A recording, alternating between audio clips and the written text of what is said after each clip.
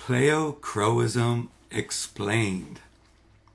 Pleochroism is an optical property in certain crystals where they display different colors when viewed from different angles.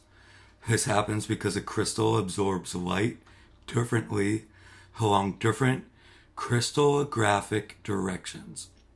As a result, a single stone may show 2 or 3 distinct colors depending on the orientation of light and the viewer's eyes. All right, so this is pleochroism, which means it's really just the crystals changing colors when viewed from different angles. So how the light goes in and where your eye is, and let's just dive into it. We got a few slides here. Why pleochroism occurs. The effect arises when anisotropy, meaning the crystal structure, interacts with light differently in each direction. In isotropic crystals like diamond or garnet, light is absorbed evenly, so no pleochroism occurs. But in anisotropic crystals like tourmaline, iolite, or tanzanite, just a few examples, the atomic arrangement causes unequal absorption, creating color changes. So this is why knowing your crystal systems and if they're singly refractive, doubly refractive, knowing all of these things, it all happens because light is absorbed differently in different directions. Dichroism versus trichroism. Crystals can display 2 colors, which is dichroism, or 3 colors, which is trichroism, depending on their symmetry. Tourmaline is commonly dichroic, often showing green and brown, or pink and red, obviously depending on the color of tourmaline, while iolite is trichroic, showing violet, blue, and a yellow-gray color. This classification helps gemologists identify and group pleochroic stones. So if you're unsure about a stone and then you find out that it is a trichroic, that will narrow the things down, especially with those colors.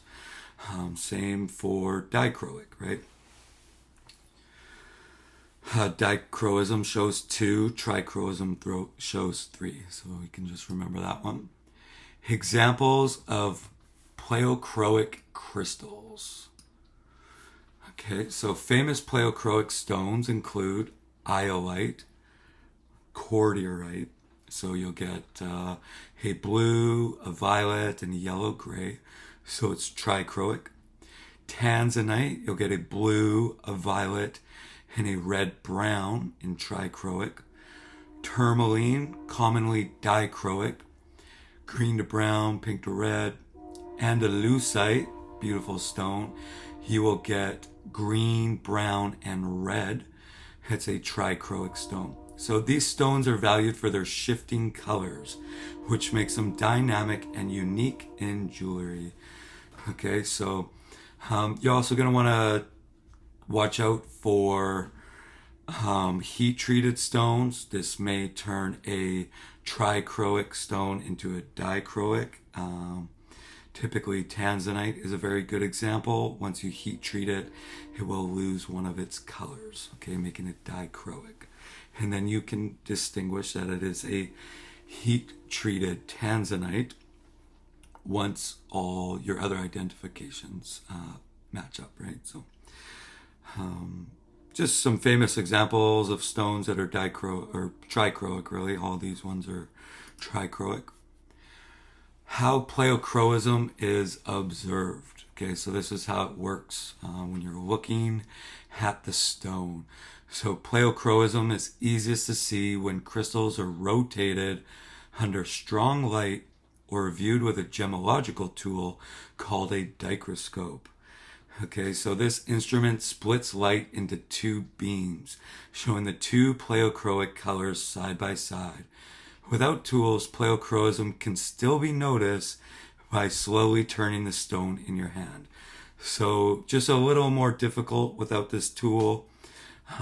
Sometimes it is such a faint color change that it's hard to say it's this or that. But the dichroscope is a very common tool used in gemology. You will put the gemstone you're looking at up to a light, put the dichroscope up, and you'll rotate the stone. So,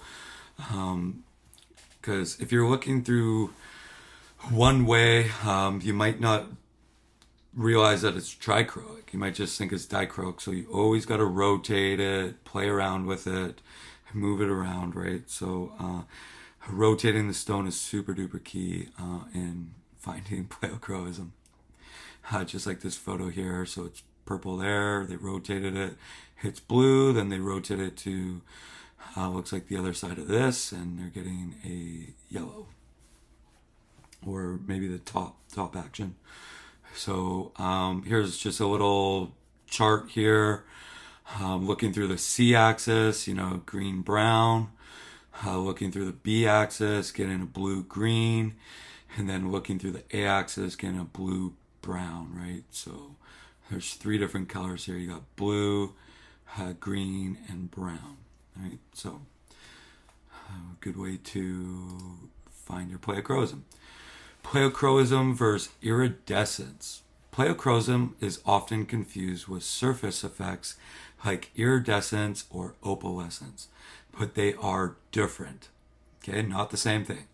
Pleochroism is an internal property caused by atomic structure, while iridescence is caused by light interference on the surface or layers within a stone, like an opal or labradorite. Okay, so this distinction helps avoid misidentification. So pleochroism has to do with the atomic structure of the crystal. It's part of like the DNA, really. They're not the same thing at all. The other one's more of a light reflections, things like that nature, with the labradorite, labradorescence, and the opal flash, right? And then right here, this is the dichroscope. So you put the stone up here, and then you'll look through here.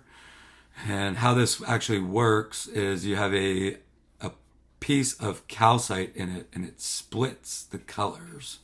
So right here, singly refractive and doubly refractive, all right? So this is very key. And then if you rotate the stone, say this is a dichroic example, but if you rotate it and you see a different color than these two, then that would distinguish that it is trichroic, all right? Importance in gem identification. So you got spinels and sapphires. So these may all look the same. You might think they're all spinel or all sapphire. Pleochroism is a diagnostic property gemologists use to distinguish between similar looking stones. For example, sapphire, which can show pleochroism, can be separated from spinel, which does not. All right.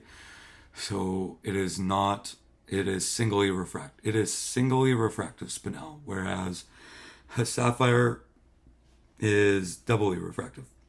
All right. So identifying the pleochroic colors also helps confirm authenticity and even in some cases the origin of the stone. All right.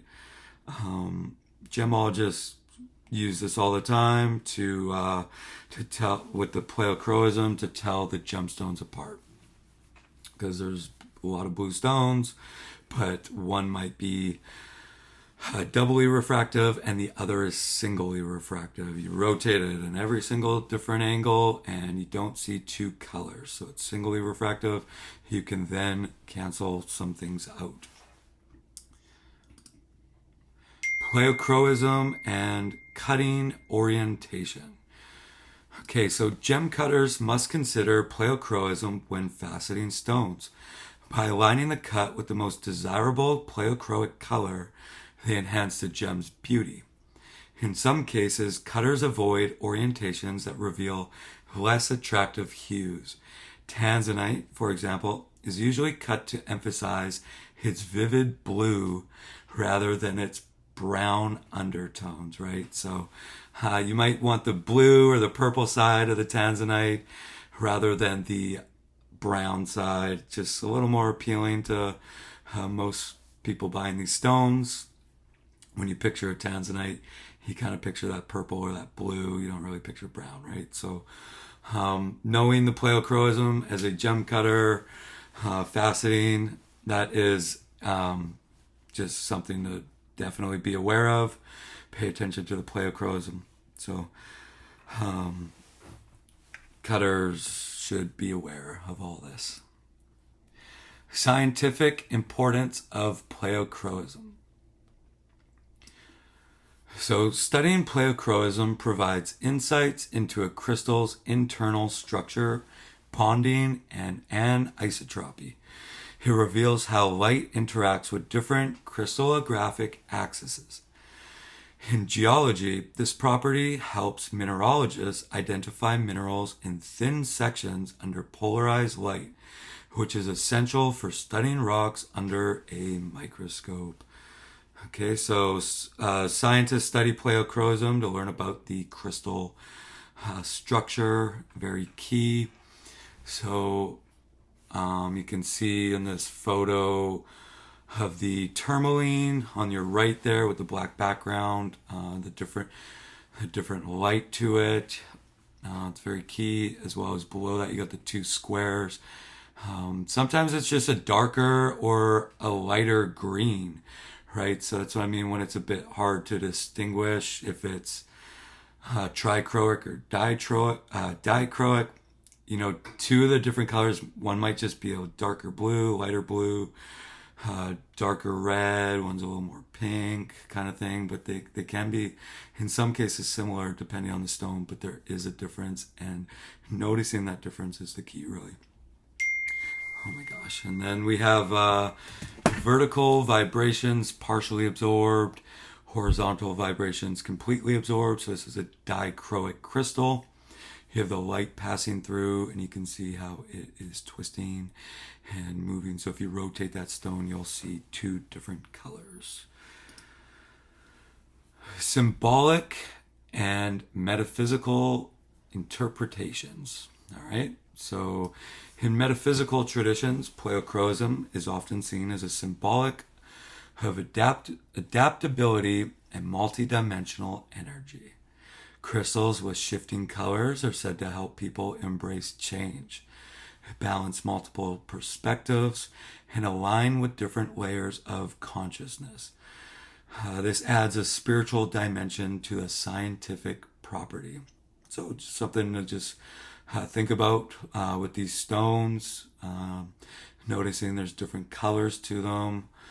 A lot of these stones, they're typically attached to the color for their chakras, things like that. So knowing that they're dichroic or trichroic is something to be aware of. Pleochroism represents, a different vision of the stone and what it is. So just another side of it, other than the science. But okay, this is lesson number 11, Pleochroism Explained. And any questions, feel free to always reach out to me. My name is Jonathan. This is GrizzGems. Thank you so much for watching. Truly, greatly appreciated. Means the world to me. Thank you for watching. May you have the best day ever, every single day. Love you. Take care and enjoy everything. I'll catch you in the future.